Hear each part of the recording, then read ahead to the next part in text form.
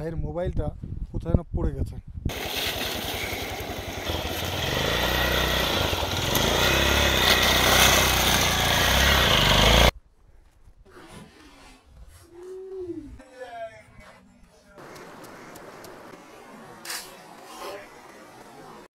Hello, good morning. কেমন আছো সবাই? আশা রাখছি সবাই খুব ভালো আছো। আমিও রয়েছি ভালো। এই মুহূর্তে রয়েছি দোরেপাচান ভ্যালি। আর এই যে সাইডে পিছনে দিকে দেখতে পাচ্ছ, হান্টিং এর জন্য বিখ্যাত, নেপালের একমাত্র হান্টিং এরিয়া। এখন আমরা যাচ্ছি এখান থেকে জলজলার দিকে। জলজলাতে গেলে তোমরা দেখতে পাবে জলজলার সুন্দরতা। চলো আসতে চাই। রাস্তার এত সুন্দর অবস্থা।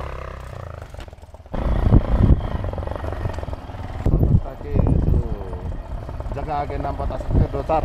हाँ, बहुत है। हावड़ा, শিয়ালদা, হুগলি।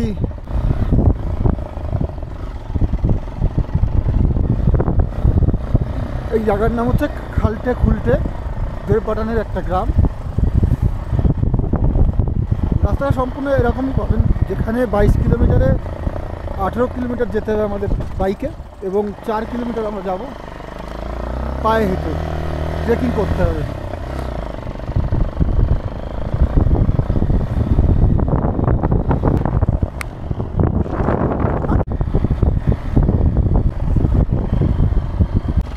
আপনি আপনার কালচার বেচ रहे हो। এই নদীটার নাম হচ্ছে গুরঘাট খোলা। খোলা মতলব নদী, আপনাদের আগেও বলেছি। দেখেন বরফের কি অবস্থা, এখনো পর্যন্ত বরফ রয়েছে। এই দেখো, 10টার বেশি বেজে গেছে, এখনো বরফ ছাড়েনি। কিন্তু হিমালয়ের এই যে বরফ গলা জল কত সুন্দর, স্বচ্ছ, ক্রিস্টাল ক্লিয়ার, পুরোপুরি মানে দেখে আমি মুগ্ধ হয়ে গেছি। দেখেন কতটা স্বচ্ছ, নিচে পর্যন্ত দেখা যাচ্ছে।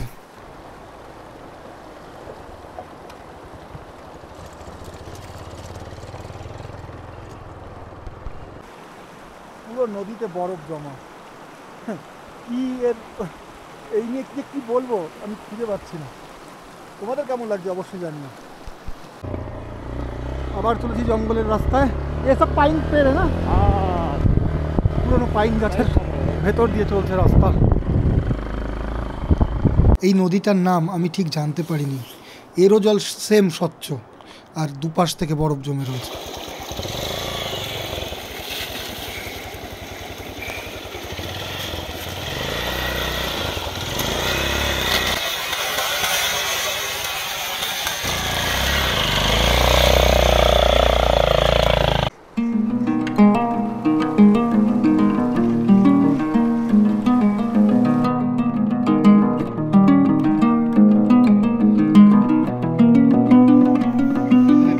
একটা বিশেষ জানকারি এখানে দিতে চাই যে এই কনজারভেশনে আসতে গেলে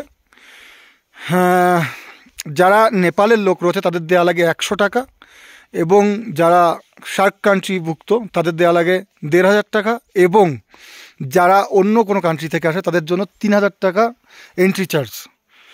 এটা অবশ্যই খেয়াল করবেন যখন বর্ডারে ঢুকবেন, ওখান থেকেই আপনাদের ক্লিয়ারেন্স নিতে হবে।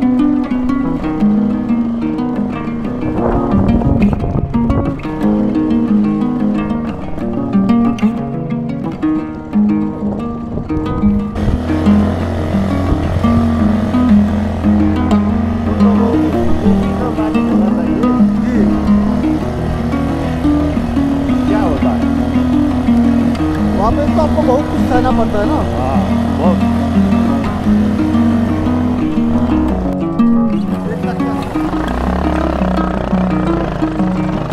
আপনি যে দেখছেন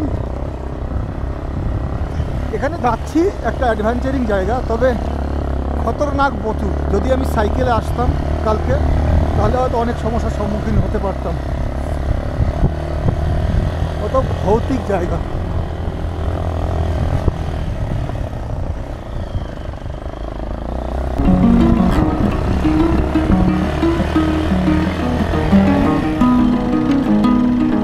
আমরা চলে এসেছি লোয়ার জলজলা। জায়গাটা খুব সুন্দর, সুন্দর তো শেষ নেই। যাই হোক, এই এরিয়াগুলো খুব খতরনাক হলেও অ্যাডভেঞ্চারিং।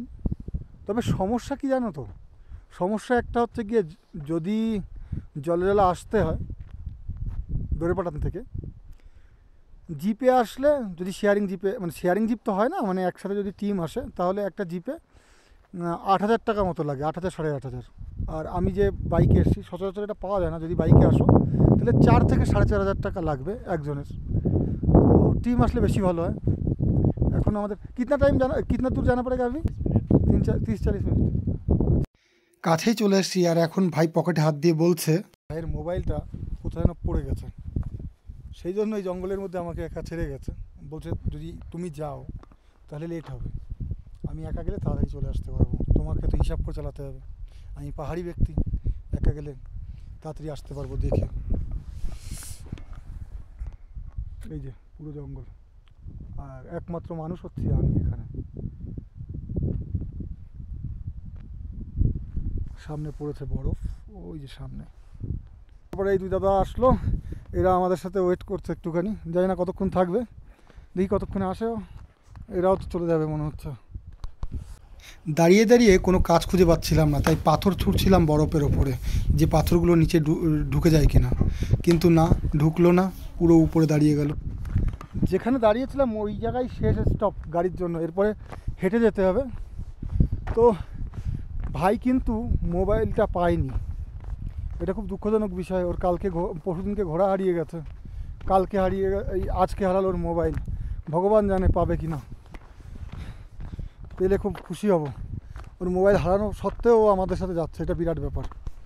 কাঠের ব্রিজ পার করলাম, পার করার পরে এই দেখো অবস্থা, আমার জুতোর যে অবস্থা, স্লিপ করার হয় প্রচুর, কী হবে এখানে কে জানে, পুরো বরফের ঢের লেগে গেছে।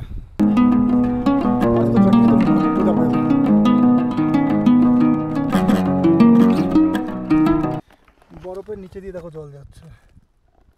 বছরের একটা সময় এই অঞ্চলে প্রচুর ঘাস থাকে, তাই নিচের মানুষেরা তাদের পালিত পশুদের নিয়ে এসে এখানে ঘাস চড়ায়। আর এই ঘরগুলো দেখছেন, এগুলোকে গোট বলা হয়। এখানে মানুষ তারা থাকে এবং তাদের পালিত পশুদেরও রাখে। এখন নেই ঘাস, তাই কেউ তল্লো জলজলা, তল্লো জলজলাকে মতলব লোয়ার জলজলা, নিচেওয়ালা পার্ট। এর হাইট হচ্ছে 3,290 মিটার।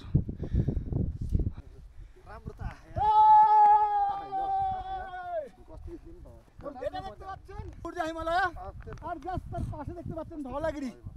এর জন্য অনেক কষ্ট করে আসতে হচ্ছে আমাকে, ভাই নিয়ে এসছে, ভাই বহুত মানে সমস্যা হচ্ছে, তা সত্ত্বেও ভাইরে অনেক অনেক ধন্যবাদ। এটা হচ্ছে গিয়ে আপনাকে আসতে হবে দড়িপাটান থেকে, অফরোডিং হচ্ছে, অফরোডে এই সুন্দর নজারা পাওয়া যাবে। কেমন লাগছে জায়গাটা দেখতে অবশ্যই জানাবেন। মোবাইল হারিয়ে ভাইয়ের মন মেজাজ খারাপ থাকায় আমরা লোয়ার জলজলাতেই থাকলাম, আপার জলজলাতে গেলাম না।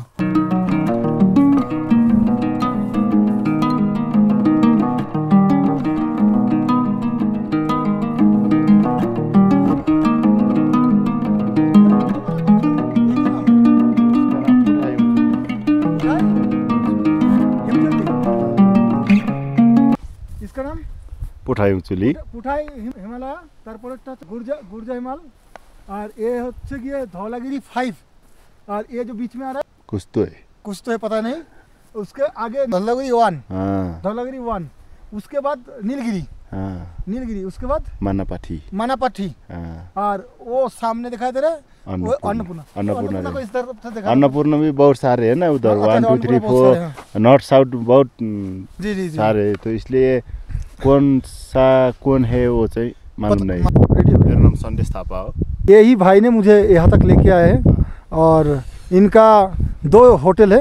एक होटल का नाम है ब्लू WC होटल एन्ड गोठस्टे, जुन चाहिँ बुकीमा अवस्थित छ, र पाखाटार होमस्टे घर नम्बर 6 जुन चाहिँ पाखाटार ढोरपाटनमा अवस्थित छ। और किसी को कांटेक्ट करना है भाई से, मैं भाई का नंबर दे दूंगा, जरूर कांटेक्ट कर लेना, ये बहुत अच्छा सा घुमाएगा। যে হিমালয়ের বিষয়টা পুরো জানকারি ওই দিয়েছে আমাকে।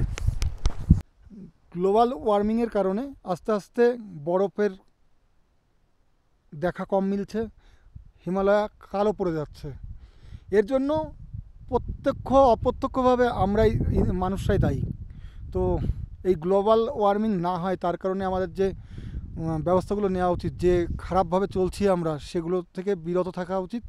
কারণ আস্তে আস্তে হিমালয়ের বরফ গলতে শুরু করেছে, কত দেশ, কত শহর, কত কিছু জলের তলায় চলে যাবে, কত কিছু ক্ষতি হয়ে যাবে। এই সম্পর্কে আমারও অত জ্ঞান নেই। আসুন আমরা সবাই মিলে, যাদের জ্ঞান আছে তারা জ্ঞান দিন, আমরা জ্ঞান নিই এবং এর বিরুদ্ধে লড়াই করি। কারণ আমাদের জেনারেশন যেভাবেই হোক কেটে যাবে, আগামী প্রজন্ম, আগামী জেনারেশন যারা আসছে তাদের জন্য আমরা কি রেখে যাচ্ছি? আসুন একজোট হয়ে এর বিরুদ্ধে লড়াই করি।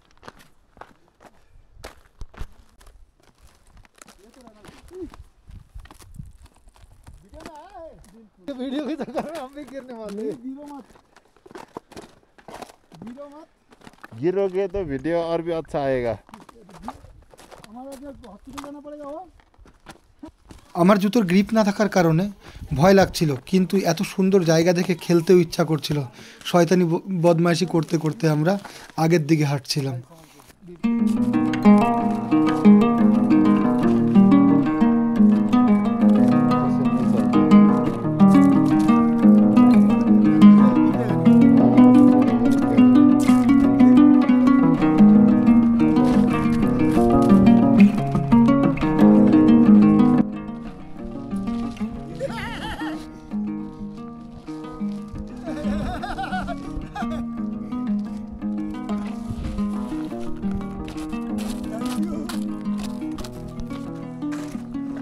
हमारा अरे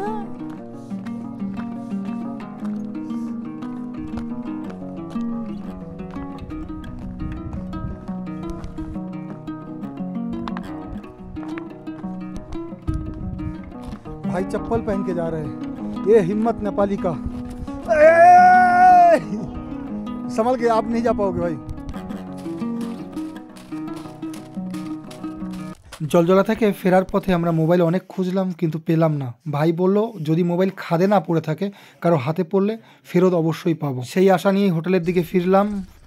ভিডিওটা এই পর্যন্তই। আপনারা ভালো থাকবেন, সুস্থ থাকবেন। ভালো লাগলে লাইক, কমেন্ট, শেয়ার, সাবস্ক্রাইব অবশ্যই করবেন। ধন্যবাদ, নমস্কার।